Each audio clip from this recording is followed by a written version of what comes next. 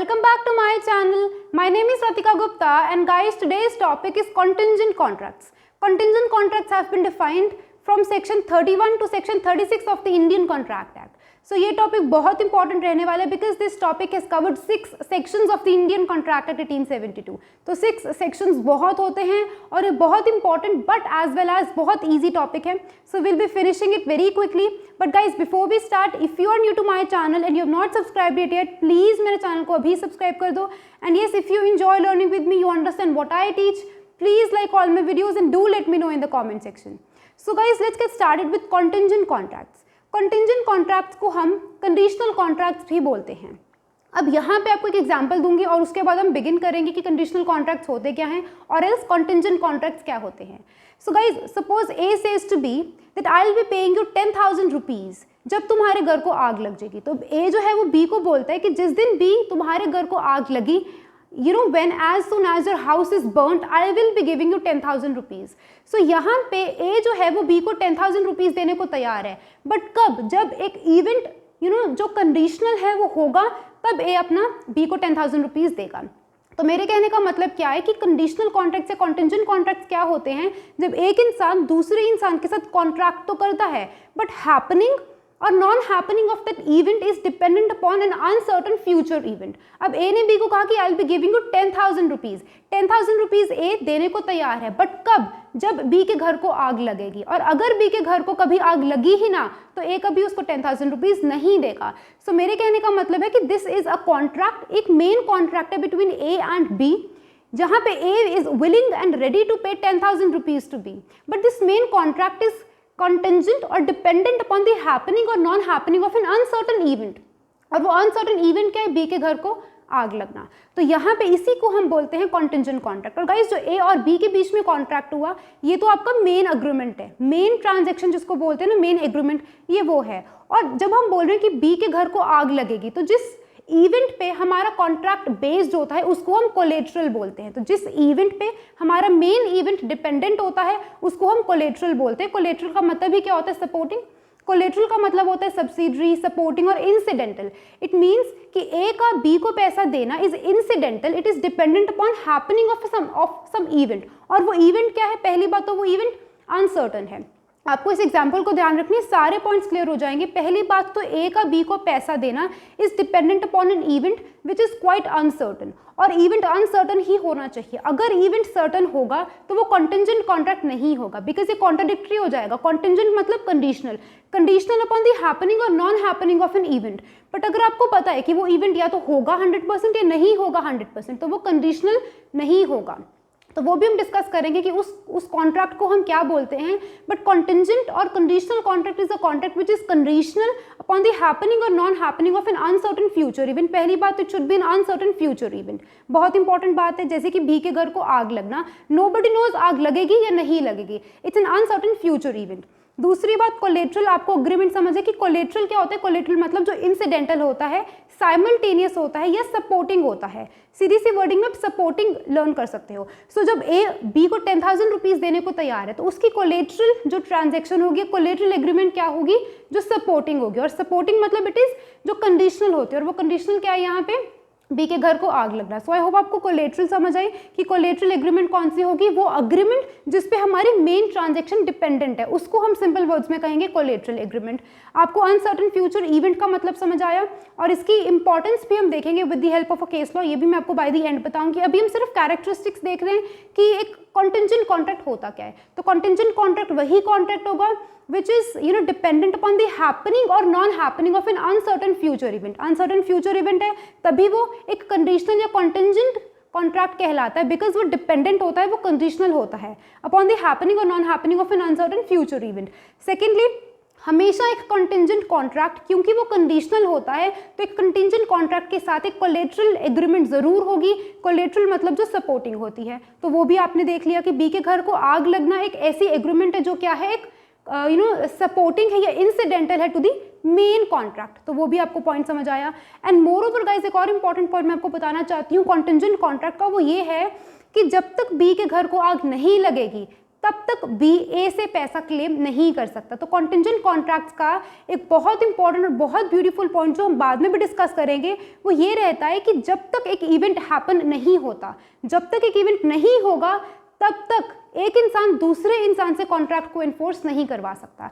यानी कि ए का जो प्रॉमिस है वो प्रॉमिस ही रह जाएगा अगर बी के घर को कभी आग लगी ही ना, क्योंकि ए का जो कॉन्ट्रैक्ट है is based upon an event happening और नॉन हैपनिंग। ए ने कहा तुम्हारे घर को जब आग लगेगी तब मैं दूंगा, जब तक बी के घर को आग नहीं लगेगी तब तक बी ए को फोर्स नहीं कर सकता, ना ही वो कोर्ट की हेल्प ले सकते कि ए को कहो मुझे पैसा दे, क्योंकि कोर्ट क्या कहेगा कि आपका कॉन्ट्रैक्ट क्या है, contingent contract. Contingent contract is a conditional contract. तो जिस कंडीशन पे वो बेस्ड है पहले उस कंडीशन को पूरा होना होगा और फिर यहाँ पे court can ask A to give that money to B. It means कि जो enforceability of this contingent contract होती है ये भी डिपेंडेंट होती है अपॉन हैपनिंग और non happening of that condition जिस पे हमारा ये कॉन्ट्रैक्ट बेस्ड है। सो आई होप गाइस आपको समझ आया। अब अगर मैं आपको सेक्शन 31 में बताऊं कि कॉन्टिंजेंट कॉन्ट्रैक्ट की डेफिनेशन क्या है, यहाँ पे आप जॉट डाउन सेक्शन 32 से लेकर 36 तक, क्योंकि सेक्शन 31 जो है इंडियन कॉन्ट्रैक्ट एक्ट का वो सिर्फ और सिर्फ डेफिनेशन बताता है कि कॉन्टिंजेंट कॉन्ट्रैक्ट क्या होता है। डेफिनेशन आपको समझ आ जाएगी बहुत properly by the end of this video. थोड़ी बहुत आपको प्रॉब्लम्स रहेंगी डेफिनेशन में, बट बाय द एंड जब हम ये सारे सेक्शंस को रीड कर लेंगे तब वो क्लियर हो जाएगी। अब डेफिनेशन का जो इंपॉर्टेंट पॉइंट्स है मैं आपको सारे बता चुकी हूँ। पहला इंपॉर्टेंट पॉइंट तो सिर्फ यही था कि इट इज कंटिंजेंट कॉन्ट्रैक्ट एक ऐसा कॉन्ट्रैक्ट होगा which is dependent upon the happening और non happening of an uncertain future event.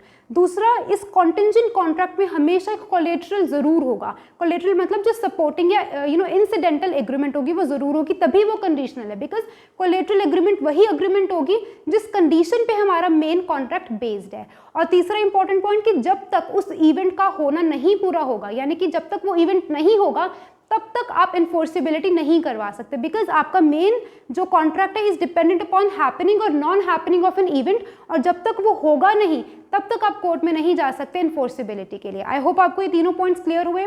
अब गाइज आपको मैंने इलस्ट्रेशन भी बताई, अब हम इसकी डेफिनेशन डिस्कस कर लेते हैं which is very easy. Definition हमारे पास क्या रहती है कि a contingent contract is a contract, एक ऐसा कॉन्ट्रैक्ट होता है, it is a contract to do और not to do something if some event, ठीक है, collateral to such contract does और does not happen. I hope आपको ये डेफिनेशन समझ आई। अब यहाँ पे डज और does not happen, to do और नॉट टू डू समथिंग, अगर आपको इनमें थोड़ी कंफ्यूजन है तो वो पॉइंट्स आपको यहाँ पे क्लियर होंगे, but I hope basic clear हो चुका है आपको इसके डेफिनेशन का। Contingent contract is a conditional contract and nothing else but dependent upon the happening of an uncertain future event.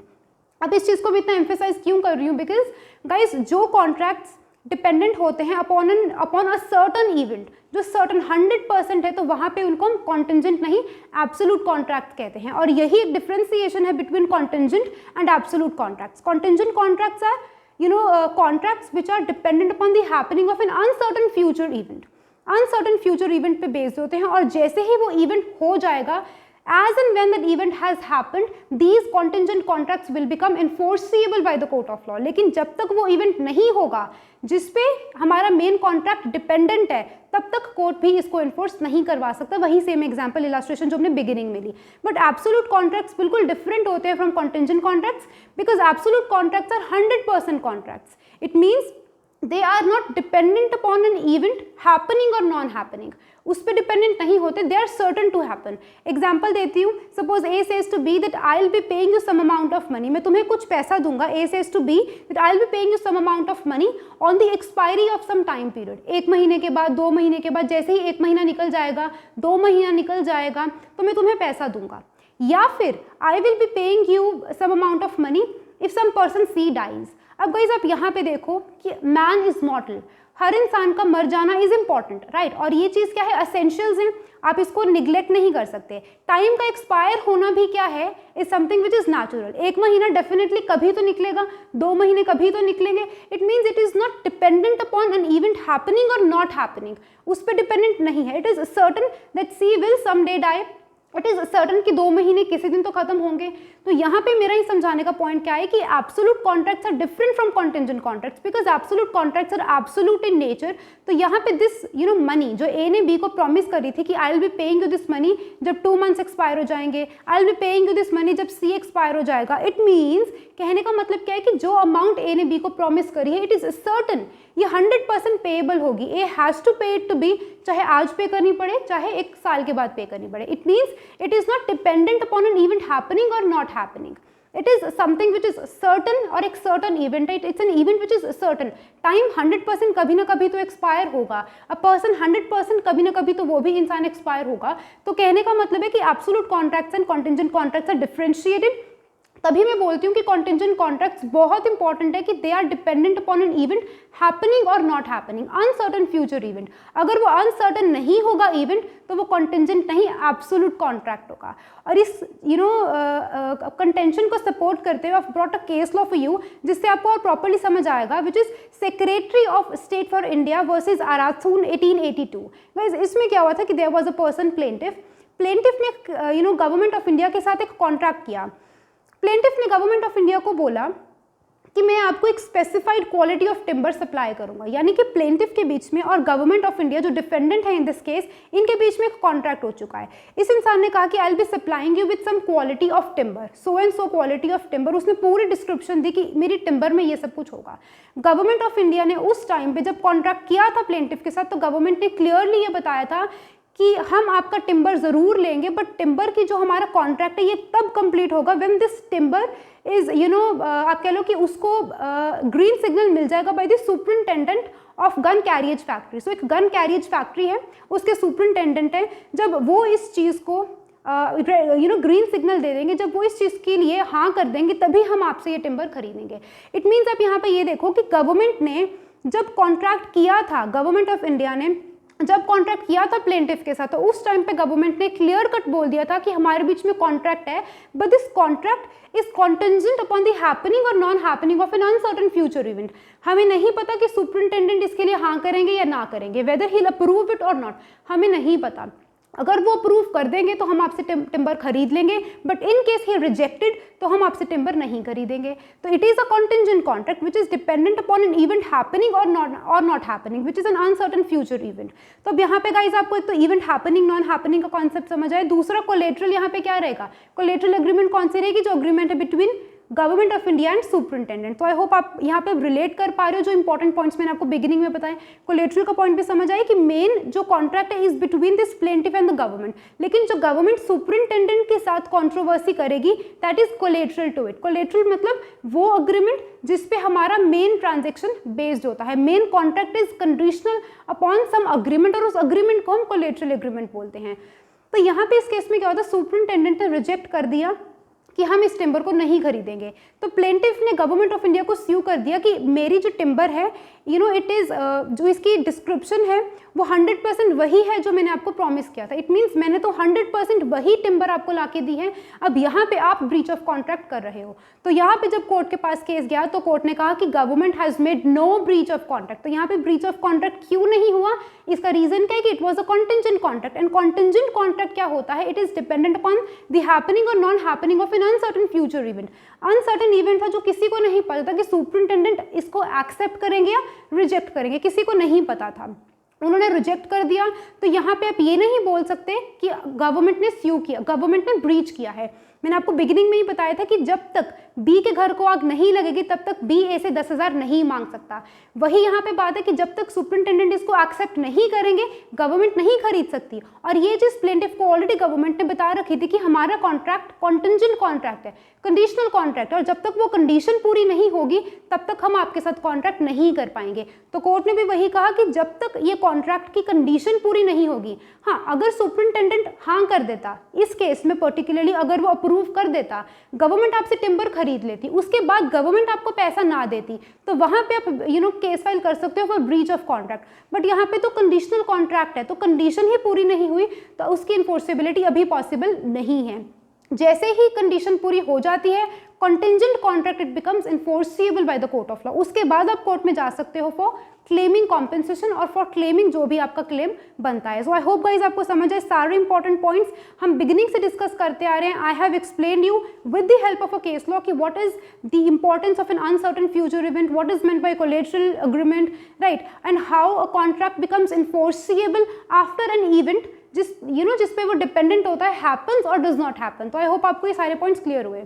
अब गाइस यहाँ पे एक बहुत इंपॉर्टेंट पॉइंट हम डिस्कस करेंगे, वो ये रहता है कि what is the differentiation between executory contracts and contingent contracts. अब आपको लगेगा कि बहुत अलग अलग टॉपिक्स है, बट गाइस बहुत रिलेटेड है, इसीलिए मैं इसको डिस्कस करना चाहती हूँ। कॉन्टिंजेंट कॉन्ट्रैक्ट्स तो अब तक आपको समझ आ चुका है कि कॉन्टिंजेंट कॉन्ट्रैक्ट्स में क्या होता है कि पहले पार्टीज के पास कोई ऑब्लिगेशंस नहीं होती हैं, parties have no rights and obligations in the beginning. सबसे पहले क्या होता है, एक इवेंट हैपन होता है, यानी कि सबसे पहले बी के घर को आग लगेगी, उसके बाद ए और बी के बीच में एक कॉन्ट्रैक्ट अराइज होगा। कोर्ट भी तभी, अब यहाँ पे आप देखो कि कोर्ट इन्फोर्सेबिलिटी पहले क्यों नहीं करवाता और इवेंट की हैपनिंग के बाद क्यों करवाता है, क्योंकि गाइज इवेंट जब हैपन हो जाता है ना, जिस हमारा कॉन्टिंजेंट कॉन्ट्रैक्ट कंडीशनल कॉन्ट्रैक्ट होता है, तो जिस कंडीशन पे वो बेस्ड है उसको पूरा होना होगा 100%। जैसे ही वो कंडीशन पूरी हो जाती है, यानी कि बी के घर को जैसे ही आग लग जाएगी, उस टाइम पे अ valid contract has come into existence, a valid contract has come into existence. अब क्योंकि यहाँ पे कॉन्ट्रैक्ट बन चुका है, तो अगर कोई भी इंसान इसका ब्रीच करेगा तो कोर्ट हमेशा, मैं आपको हर एक वीडियो में बताती हूँ कि court can compel observance of law, क्योंकि सिर्फ और सिर्फ एक कॉन्ट्रैक्ट ही है जिसकी कोर्ट इन्फोर्सेबिलिटी करवा सकता है। बिकॉज अग्रीमेंट में इन्फोर्सेबिलिटी नहीं होती है, आपको पता है कि एग्रीमेंट्स में इन्फोर्सेबिलिटी नहीं होती है। जब एक अग्रीमेंट में इन्फोर्सेबिलिटी आती है तब वो एक कॉन्ट्रैक्ट बनता है, एंड कोर्ट्स कभी भी एक अग्रीमेंट की इन्फोर्सेबिलिटी नहीं करवाते हैं। अगर कोर्ट इंटरवीन करेगा तो वो तब करेगा जब एक valid contract has come into existence. तो यहाँ पे क्या होगा, सबसे पहले बी के घर को आग लगेगी, उसके बाद ए और बी में एक वैलिड कॉन्ट्रैक्ट बनेगा, और अगर अब यहाँ पे ए बी को पैसा देने से मना करेगा तो B can go to the court of law and he can seek relief it, क्योंकि a valid contract has come into existence. But वो कॉन्ट्रैक्ट कब बना, कॉन्टिंजेंट कॉन्ट्रैक्ट कब बना, जब एक इवेंट हो चुका है। तो आई होप आपको ये समझ आया। बट अगर मैं कहूँ एग्जीक्यूटरी कॉन्ट्रैक्ट्स क्या होते हैं, एग्जीक्यूटरी कॉन्ट्रैक्ट्स में क्या होता है, पहले contractual rights and obligations arise होती हैं, उसके बाद परफॉर्मेंस होती है। एग्जाम्पल देती हूँ, suppose A says to B 1 जनवरी 2021 है, ए ने बी को कहा कि I will be selling you my car on 10 January, आज से 10 दिन बाद मैं तुम्हें अपनी कार दूंगा, और जब मैं तुम्हें अपनी कार दूंगा उस दिन 10 जनवरी को you have to make a payment on delivery, आपको कार मिल जाएगी और मुझे आप 2 लाख रुपीज दे देना। तो यहाँ पे क्या हुआ, parties have entered into a valid contract on 1 जनवरी 2021, यानी कि दिस कॉन्ट्रैक्ट जो बन चुका है, इस कारण क्या हो चुका है, पार्टीज के पास कॉन्ट्रैक्चुअल राइट्स एंड ऑब्लिगेशंस आ चुकी हैं। This contract between A and B, it has imposed certain rights and liabilities on both of the parties. A का अधिकार है कि उसको 2 लाख रुपए मिलेंगे, और बी का अधिकार है कि बी को ए की गाड़ी मिलेगी। It means on 1 January 2021 a valid contract has come into existence between A and B, but it is to be performed in near future. उसको हमने 10 जनवरी को भी पूरा करना है, तो परफॉर्मेंस बाद में होती है, कॉन्ट्रैक्ट पहले बनता है, एग्जीक्यूटरी कॉन्ट्रैक्ट, तभी तो हम इनको एग्जीक्यूटरी बोलते हैं, because it is to be executed in near future, executory contract. तो यहाँ पे क्या हुआ, पहले कॉन्ट्रैक्ट बना और बाद में क्या हुई, इसकी परफॉर्मेंस हुई। लेकिन कॉन्टिंजेंट कॉन्ट्रैक्ट्स में अपोजिट होता है, समझने की कोशिश करो, यहाँ पे पहले परफॉर्मेंस होती है और उसके बाद कॉन्ट्रैक्ट बनता है। पहले उसके घर को आग लगेगी, पहले परफॉर्मेंस होगी और उसके बाद अ valid contract will come into existence that has imposed contractual rights and obligations upon these parties. और अगर वहां पे कोई इंसान ब्रीच करेगा देन कोर्ट विल इंटरवीन, क्योंकि अब valid contract has come into existence, और कोर्ट हमेशा एक कॉन्ट्रैक्ट की ही इन्फोर्सिबिलिटी करवाता है, रादर वैलिड कॉन्ट्रैक्ट की इन्फोर्सिबिलिटी वो करवाता है। सो आई होप गाइज आपको समझ आया। बहुत इंटरेस्टिंग टॉपिक लगा मुझे, इसीलिए मैंने इस वीडियो में इसको ऐड ऑन किया। काफ़ी इंटरेस्टिंग अगर आप इसको समझने की कोशिश करो तो एग्जीक्यूटरी कॉन्ट्रैक्ट में सबसे पहले हमारे पास कॉन्ट्रैक्ट बनता है और उसके बाद उसकी परफॉर्मेंस होती है, लेकिन कॉन्टिंजेंट कॉन्ट्रैक्ट्स में पहले परफॉर्मेंस होती है और फिर उसकी ऑब्लिगेशंस आती हैं, फिर पार्टीज में कॉन्ट्रैक्ट बनता है। तो they are quite opposite and it is quite interesting. So guys now we are finished with the basics of contingent contract. अब हम सेक्शन 32 से लेकर 36 तक स्टडी करेंगे कि कॉन्टिंजेंट कॉन्ट्रैक्ट्स कहते क्या है, what is the nature of these contracts. तो सबसे पहले इलस्ट्रेशंस के साथ करते जाएंगे, बहुत ईजी है। Section 32 talks about enforcement. अब इसकी एक एक वर्डिंग को ध्यान से देखना, बैराक की वर्डिंग को। Enforcement of contract contingent on an event happening. Enforcement of a contract, कहते हैं कि कॉन्ट्रैक्ट में एनफोर्स करवाऊंगा upon contract contingent on an event happening. Contingent on an event happening. अब मैं आपको जो बेसिक मैंने आपको पहले एग्जांपल दी कि बी के घर को आग लग गई, तो जो मेरा मेन कॉन्ट्रैक्ट है कि ए ने बी को 10,000 रुपीज देने हैं, it is a contract which is contingent conditional upon an event happening. और वो इवेंट हैपनिंग कौन सा है? बी के घर को आग लगना। जैसे ही बी के घर को आग लग जाएगी तो ये जो कॉन्ट्रैक्ट है वो एनफोर्सिएबल हो जाएगा by the court of law. तो मैं आपको ऑलरेडी ये बता चुकी हूँ कि एनफोर्समेंट करवाई जा सकती है of a contract which is contingent upon the happening of an event, और जब वो इवेंट हो जाएगा इन रियलिटी तब इसको आप इन्फोर्स करवा सकते हो कोर्ट की हेल्प से। एक और एग्जांपल देती हूँ। Suppose A says to B, A ने बी को कहा कि I will be paying you 5,000 rupees when you will marry C, जब तुम्हारी और सी की शादी होगी तब मैं तुम्हें 5,000 रुपीज दूंगी। अब यहाँ पे गाइस क्या है, देखो main contract is between A and B, जहाँ पे A is willing to pay 5,000 rupees to B, but it is contingent upon an event happening, contingent upon an event happening. और वो इवेंट क्या है? बी और सी की शादी होना। जैसे ही बी और सी की शादी हो जाएगी वहां पे ये जो कॉन्ट्रैक्ट है बिटवीन ए एंड बी, जो हमारा मेन है, हम कोलेटरल कॉन्ट्रैक्ट की बात नहीं करें, हम मेन कॉन्ट्रैक्ट की बात करें जहां पे ए ने प्रॉमिस किया था बी को 5,000 रुपीज देने, वो एनफोर्सिएबल हो जाएगा जब हमारा कोलेटरल एग्रीमेंट पूरा हो जाएगा। बट गाइज अगर यहाँ पे point to be noted is that enforceable तो हो जाएगा जैसे ही वो इवेंट, जो हमारा इवेंट कोलेटरल है, जैसे ही वो कंडीशन फुलफिल हो जाएगी वैसे ही मेन कॉन्ट्रैक्ट को पूरा करना होगा, क्योंकि a valid contract has come into existence. और अगर इनमें से कोई भी पार्टी ब्रीच करेगी तो that person can go to the court of law. तभी यहाँ पे वर्ड यूज हुआ एनफोर्समेंट, क्योंकि एनफोर्समेंट कौन करवाता है? सिर्फ और सिर्फ कोर्ट करवाता है। But a point to be noted is that कि अगर यहाँ पे सी की डेथ हो जाती है तो क्या ये इवेंट पॉसिबल है? जो कोलेटरल हमारा इवेंट है, is it possible? No, it means this event has become impossible to perform. वो इम्पॉसिबल हो चुका है, आप उसको परफॉर्म कर ही नहीं सकते, तो यहाँ पे this entire agreement contract will become void, ये वॉइड हो जाएगा। Is it? आपको समझ आया कि पॉइंट यहाँ पे क्या है? पॉइंट इंपॉर्टेंट ये कि एनफोर्समेंट करवाई जा सकती है कॉन्ट्रैक्ट की। कौन से कॉन्ट्रैक्ट की यहाँ पे बात हो रही है? सबसे पहली बात तो कॉन्ट्रैक्ट नंबर 1 की बात हो रही है, जो मेन कॉन्ट्रैक्ट है, उसकी एनफोर्समेंट करवाई जा सकती है, कोर्ट की हेल्प से करवाई जा सकती है। अगर वो इवेंट जिस पे वो डिपेंडेंट है वो पूरा हो जाए तो करवाई जा सकती है। बट अगर यहाँ पे सी की डेथ हो जाए तो क्या ये इवेंट को करवाना पॉसिबल है?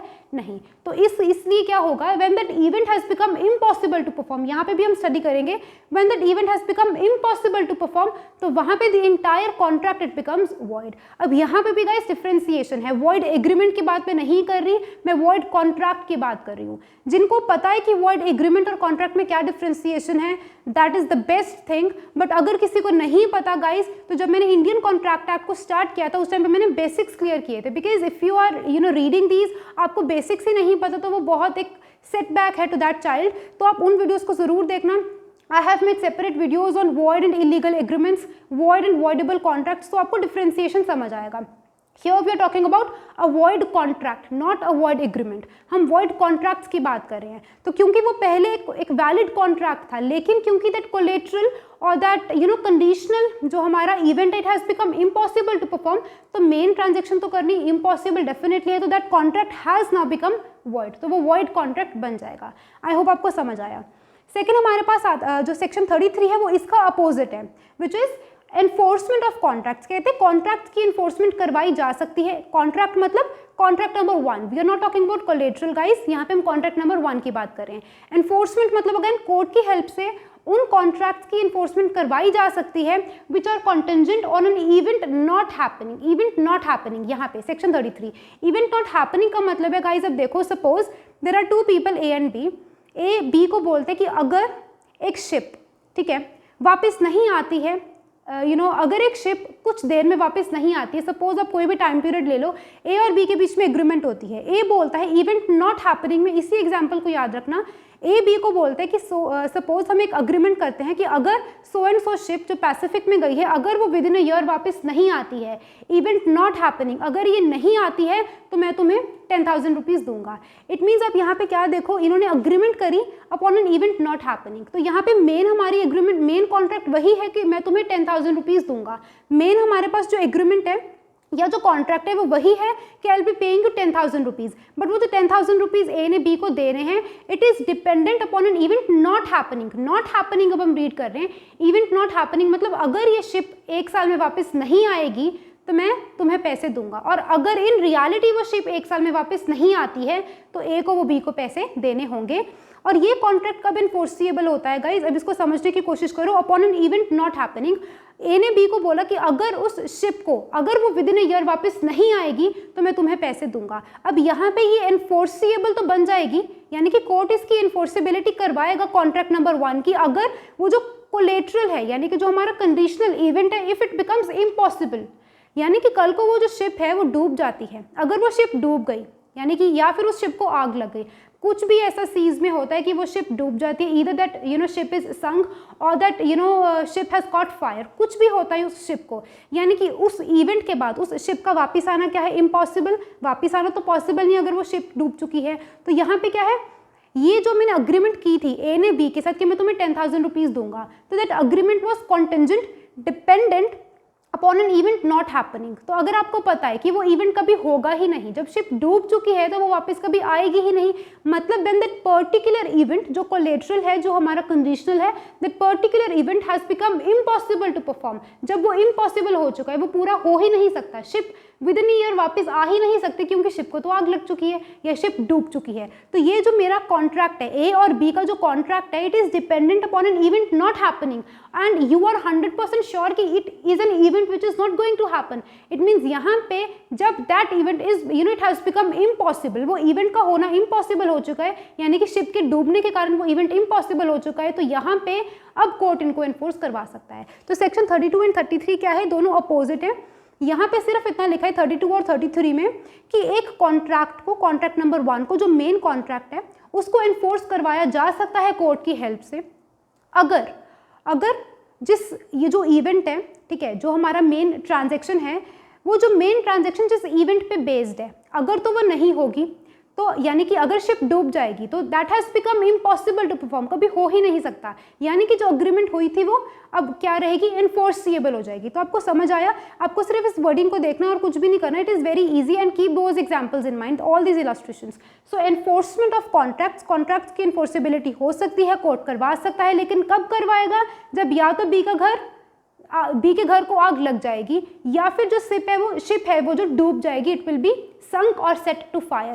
So I hope आपको समझ आई, ये वर्डिंग समझनी है, contingent on an event happening और contingent on an event not happening. तो आई होप आपको समझ आया। अब हम रीड करेंगे guys section 34 which is very easy. 34 में क्या लिखा है कि व्हेन इवेंट ऑन विच, अब देखो आपको पता है कि कॉन्टिंजेंट कॉन्ट्रैक्ट हमेशा किसी न किसी इवेंट पे ही डिपेंडेंट है, तभी वो कॉन्टिंजेंट है, कंडीशनल है। तो कहते हैं when event on which contract is contingent, जिस इवेंट पे एक कॉन्ट्रैक्ट कॉन्टिंजेंट होता है, डिपेंडेंट होता है, that event is to be deemed impossible if it is the future conduct of a living person. It means suppose there are two people A and B.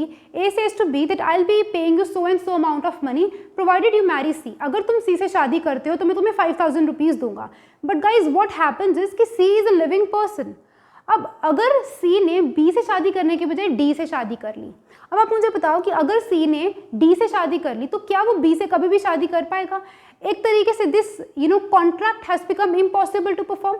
ए ने तो बी को कहा था कि I will be giving you 5,000 rupees provided you marry C, तुम C से शादी कर लो, बट जब सी ने डी से शादी कर ली है तो क्या वो बी से शादी कर सकते हैं? तो एक तरीके से on the face of it देखने में क्या लगेगा कि this contract has become impossible to perform, इसको हम परफॉर्म नहीं कर सकते। तो तभी इसकी वर्डिंग में लिखा है कि जब कोई भी कॉन्टिंजेंट कॉन्ट्रैक्ट का जो कोलेटरल होता है, यानी कि जो इंसिडेंटल एग्रीमेंट होती है, if it is an agreement which is based upon the conduct of a living person, यानी कि ये सी पे डिपेंडेंट था कि वो बी से शादी करता है या डी से। अब सी ने क्या किया, डी से शादी कर ली, it means it was the conduct of a living person यहाँ पे सी है, सी के कंडक्ट पे बेस्ड था। अब उसने क्योंकि डी से शादी कर ली तो on the face of it हमें देखने में क्या लगेगा कि ए और बी की एग्रीमेंट हैज बिकम इम्पॉसिबल, इनका जो कॉन्ट्रैक्ट है वो कभी पूरा नहीं होगा। पूरा भी क्यों नहीं होगा, बिकॉज सी ने तो डी से ऑलरेडी शादी कर ली, so it has become impossible. तो वही लिखा है कि when event on which contract is contingent, event on which contract is contingent मतलब marriage of B and C, A और बी के बीच का जो कॉन्ट्रैक्ट था it was contingent upon an event जो क्या था, बी और सी की शादी, but it is to be deemed impossible, वो इम्पॉसिबल हो चुका है। क्यों? क्योंकि लिविंग पर्सन ने एक ऐसा कंडक्ट कर दिया जिसने उसको इम्पॉसिबल कर दिया। तो सी ने डी से शादी कर ली, जिस कारण पूरा का पूरा हमारा contract will become a void contract. Void क्यों हो जाएगा? क्योंकि it has become impossible to perform. तो मैं आपको ऑलरेडी बता चुकी हूँ, यहाँ पे भी शिप जब डूब चुकी है तो उसका वापस आना जो है वो पॉसिबल नहीं है। क्योंकि उसका वापस आना पॉसिबल नहीं है, and it was dependent, it was contingent on an event not happening, क्योंकि वो इवेंट सच में नहीं हुआ, तो अब यहाँ पे क्या हो जाएगा, कोर्ट इसकी इन्फोर्सिबिलिटी करवा सकता है। तो यहाँ पर भी मैंने आपको क्या बताया था कि ये वॉइड होता है, it is a void agreement. बहुत ईजी है गाइस, कुछ टेक्निकल नहीं है, आप अगर आप इसकी बैरक की लैंग्वेज को ईजिली और इलस्ट्रेशंस को समझते हो तो आपको समझ आ जाएगा। सेक्शन 35 हमारे पास क्या बोलता है, कहते हैं कि when contract becomes void. Guys अब यहाँ पे आप देखना, बिकम्स वॉइड, हमेशा कॉन्ट्रैक्ट बिकम्स वॉइड, इन चीज़ों को देखा करो गाइस। कॉन्ट्रैक्ट्स बिकम वॉइड, जब एक कॉन्ट्रैक्ट इट बिकम्स वॉइड मतलब पहले वो एक वैलिड कॉन्ट्रैक्ट था, बाद में वो वॉइड हुआ, it means it's a void contract, it is a void contract, लेकिन कॉन्ट्रैक्ट वॉज वॉइड।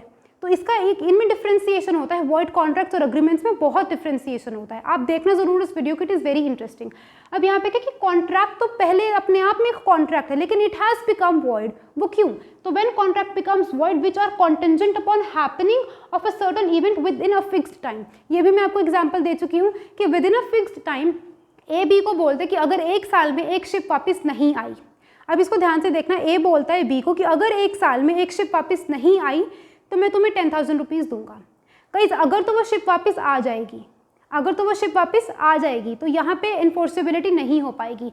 ए ने बी के साथ एक कॉन्ट्रैक्ट किया कि मैं तुम्हें 10,000 रुपीज़ दूंगा अगर वो शिप वापस आ जाएगी, अगर वो शिप वापस आ जाएगी तो यहाँ पे ए को बी को 10,000 रुपीज़ देने होंगे, और जिस दिन वो शिप रिटर्न होगी B can go to the court of law और वो एनफोर्समेंट करवा सकता है, क्योंकि जिस कॉन्ट्रैक्ट पे इनका मेन कॉन्ट्रैक्ट बेस्ड है, जिस कंडीशन पे बेस्ड है, जब वो कंडीशन फुलफिल हो जाएगी तो कॉन्ट्रैक्ट इट बिकम्स इन्फोर्सिबल और कोर्ट की हेल्प से आप उसको इन्फोर्स करवा सकते हो।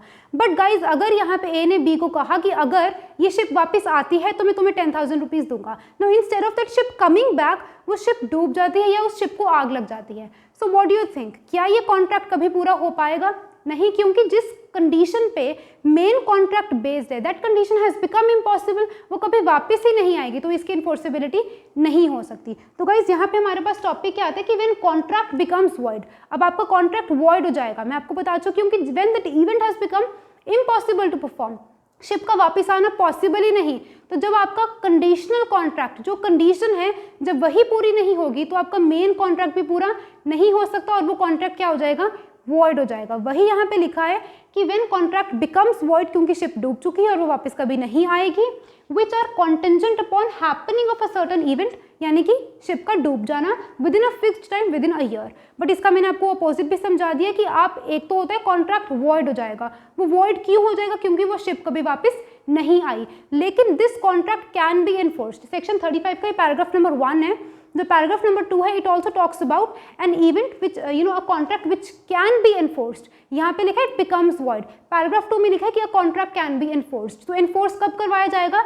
जब ए और बी ने कहा कि अगर वो शिप वापस एक साल में आ जाएगी तो मैं तुम्हें पैसे दूंगा। अगर वो शिप सच में एक साल में वापस आ जाती है तो यहाँ पे आप उसको एनफोर्स करवा सकते हो, लेकिन अगर it becomes impossible for that ship to come, क्योंकि वो डूब चुकी है, तो यहाँ पे क्या हो जाएगा, कॉन्ट्रैक्ट वॉइड हो जाएगा, क्योंकि जिस कंडीशन पे वो बेस्ड है वो कंडीशन ही खत्म हो चुकी है।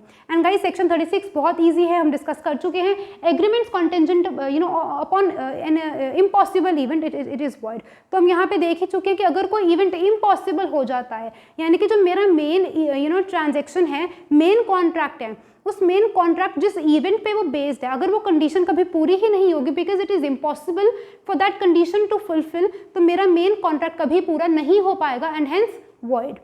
अब इसकी एग्जाम्पल, शिप की एग्जाम्पल ले सकते हो, शिप का वापस आना कभी पॉसिबल ही नहीं है, इसीलिए हमारा ए तो कभी बी को फिर पैसे दे ही नहीं पाएगा, इट मीन्स उस कॉन्ट्रैक्ट की कोई इंपॉर्टेंस नहीं रहती है because that event collateral event it has become impossible. या फिर मैंने आपको एग्जाम्पल दी थी कि ए बी को बोलता है कि I will be paying you 10,000 rupees और 5,000 rupees any hypothetical value if you marry C. अब यहाँ पे सी इज डेड, सी की तो डेथ हो चुकी है, क्या बी इसको पूरा कर पाएगा? नहीं। It means when an event which is collateral to the main event it has become impossible, ठीक है, उसके लिए होना ही इम्पॉसिबल है। इट मीन्स जिस कंडीशन पे आपका ये एक्चुअल कॉन्ट्रैक्ट बेस्ड है, जब वो कंडीशन ही पूरी नहीं होगी तो ये कॉन्ट्रैक्ट कभी पूरा नहीं हो सकता, क्योंकि एक कॉन्टिंजेंट कॉन्ट्रैक्ट है guys, it's a contingent contract which is dependent upon an event happening, लेकिन वो इवेंट नहीं हो पा रहा क्योंकि वो इम्पॉसिबल है टू परफॉर्म, तो आपका पूरा जो कॉन्ट्रैक्ट है वो क्या हो जाएगा, वॉइड हो जाएगा। तो उसको हम बोलते हैं कि वो वॉइड कॉन्ट्रैक्ट होगा। कॉन्ट्रैक्ट था वो but subsequently it has become void, क्योंकि due to impossibility of collateral event. So I hope guys आपको समझ आया। तो अगर इसकी डेफिनेशन में यहाँ पे आता है ना कि a conditional contract is a contract, a contingent contract is a contract to do और not to do something. To do और नॉट टू डू समथिंग मतलब मैं तुम्हें पैसे दूंगा और not to do something. I hope अब आपको इस एग्जाम्पल्स के साथ समझ आ रहा है कि किस तरीके से शिप की एग्जाम्पल को आप पुट इन कर सकते हो। Giving money to B if B marriage C, but C एक जगह तो ही is dead which is impossible, या फिर सी हैज मैरिड डी, तो that has also become in a way और द अदर इम्पॉसिबल, जो हमने इसमें सेक्शन 34 में रीड किया। तो आई होप गाइज आपको इलस्ट्रेशंस अच्छी लगी, आपको समझ इन इलस्ट्रेशंस के साथ ही आने वाले। Barrack language is quite easy, इसीलिए मैंने आपको लाइन टू लाइन वहाँ पे नहीं रीड करवाया। If you read these sections from the bare act they are quite easy, nothing technical. I hope guys इस वीडियो को देखने के बाद do read the bare act language also, आपको सब कुछ बहुत क्लियर होने वाला है। इलस्ट्रेशंस वही हैं, आपको बहुत ईजी लगने वाली है। So thank you so much guys, I have tried my best आपको मैं टॉपिक समझा सकूं, बहुत इंटरेस्टिंगली मैंने समझाया है। लेकिन फिर भी despite if you have any queries, आप कमेंट बॉक्स में ज़रूर कमेंट करो। I will be replying to all your doubts, पूछो अगर कोई भी डाउट है। So thank you so much guys, keep learning, keep shining, stay safe and bye bye.